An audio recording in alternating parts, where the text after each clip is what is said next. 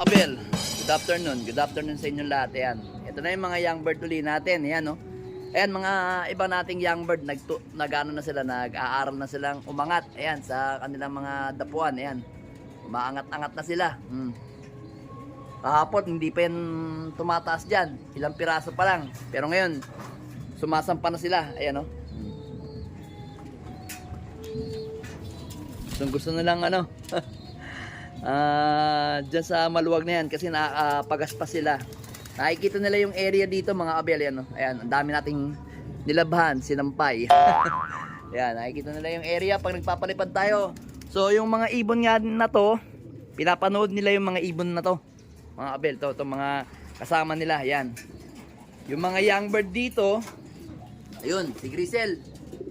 Tsaka yung ibang young bird dito, kagaya ni, ito to, itong Peter B. Halos lahat ng mga young bird dito. Pero lang doon sa, yun, yung white light na yun, yun. Ayan yung pang-south natin, yan. Pang-south natin na yan, tsaka yun. Ay, yan ba yun? Ayun, yung nasa taas, yun. Yung checkered na yun. Pero yung si pastel na yan, lahat yan kanina, grabe. Grabe kanina, nagulat ako. Tumatago sila sa ano. Ito pa eh. Itong pastel natin. Tumatago sila sa lahat sa ano. Ayan, sa ulap. Sa ulap. Grabe kanina. Ang tanghali. Nagulat ako. Pinakawalan ko sila 11:30. Ang sabi ko kako, pakawalan ko na sila kasi late ako dumating. Ngayon, pinakawalan ko sila. Dito ko na nirelease kasi nga hindi ako makapaglagay dito ng mga ibon natin kasi nga meron tayong mga young bird ng south dito. So ngayon, ginawa ko, dito ko sila nilagay. Inipon ko sa binuksan to. Yung trapdoor natin pagbukas, lipad sila. So ngayon, bumaba muna ako doon. Pumunta ako doon sa loob kasi sobrang init. Tanghalian kami. Sabi ko, ba't parang wala ako napapansin na ibon na lumiligid dito sa area ko? Katanghalian tapat. Tapos na ako kumain nun. Mga alas 12 na. Pag angat, nandito na ako sa may hagdan. Yan. Story time muna tayo. Yan. Pumunta muna ako dito sa ano ko, pinakamalapit sa may pinto ko. Sobrang init eh.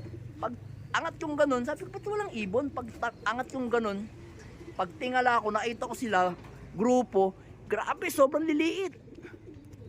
Sobrang liliit nila, para silang ano, layang-layang. Sobrang talagang tagos hanggang ano, ulap nyo. Nakikita nyo yung ulap na yan, mga kabila. Yan, nakita nyo yung ulap na yan. Yan, ganyan. Makikita nyo kung ano, kapantay nyan. Tumatagos yung mga ibon natin kasi nga yung mga ibon natin dito, ito ko lang sa inyo mga kabela, may mga young bird kasi tayo dito na kumbaga sa ano, salbag pa, hindi pa sila talaga nag-grouping.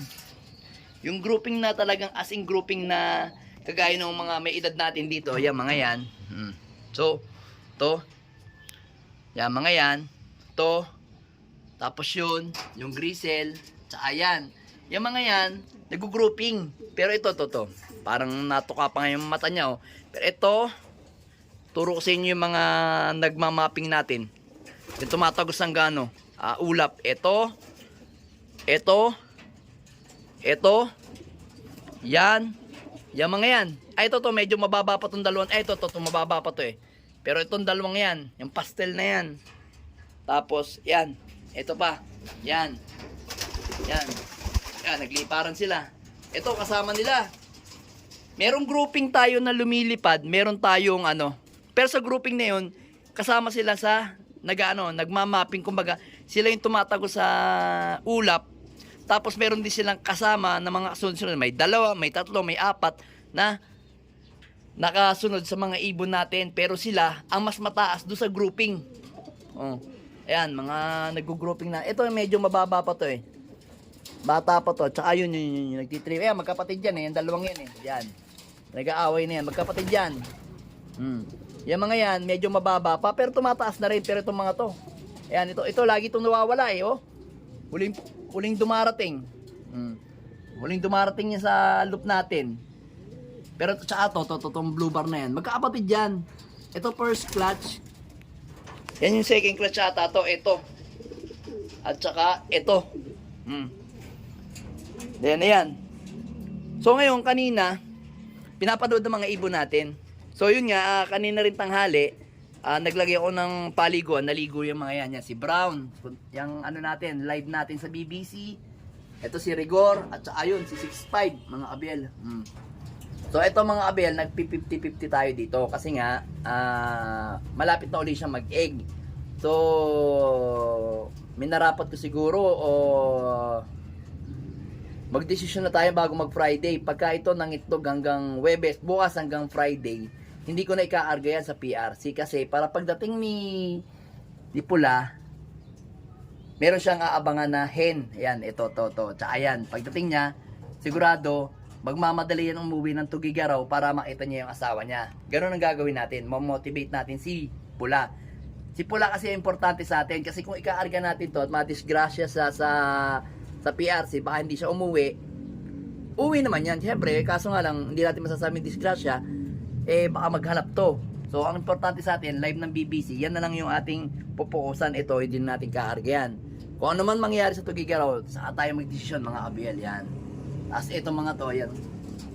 So, susunod na lap, pagka medyo nasa na tayo, mga parteng Bigan o Calaveria, maglalagay na tayo ng mga pugad dyan. Dito at saka to. Yan, silang dalawa lalagyan natin ng pugad. Sigurado, pag naglagay ako ng pugad sa mga yan, sigurado itong dalawang to, meron ng lalapit na hen. Ito hen to Yan Yan. Hen yan. Yan yung panlaban natin na panlaban natin ng BBC North Race by September. All bird nga lang mga abel. All bird lang natin yan, Yan. Malalaman natin. Yan yung kapatid nung natin, stock bird natin na grizzle.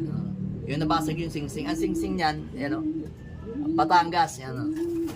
Kaya, kay paring si Jay, yan. Tingnan natin kung uubra sa atin yan. Kita nyo? Vandenbroek yan, mga abel, Yan. Lahin yan. Bali, yan. CJ line. Yan. CJ line yan. Batangas, Nasugbo line yan, mga abel, Kaya masusubukan natin dito sa Pampanga. Itong ibon na to, napakagandang ibon. Ito yung isa sa mga tumatagos sa sa ulap. Siya nagdadala. So kanina, nagbabaan na yung mga young bird natin na yan, yung mga yan, Yan. Tsaka to. Kagandahan dito sa mga to, ito si Pastel at saka si Pastel. Ito, pagkatapos nila ng Romonda, re-rekta silang pumasok dito. Kagaya nito. So ito, kahulihan tong bumaba sa mga nagmapping kanina sa sinamahan niya mga young bird. Ito masasabi ko to, pagbaba, pasok agad. Yun yung advantage nito mga abel. Kaya ito ang aabangan natin to sa paparating na September pagka nakasampa to ng derby. Ito nakakatakot kasi itong ibon na to, dumarating yan, hindi nagpaparamdam. Kumbaga pagdating niyan, pasok agad. Malalaman nyo naman yan mga abel pagka inilaban natin yan sa BBC, mga abel, yan tumatagos talaga. Tumatagos talaga yung ibon na yan. Kumbaga, pati sa loop mo, tatagos, hindi mo malalaman kung nasa loob na o wala pa. Pag hindi ka pumasok dito sa loop, hindi mo malalaman.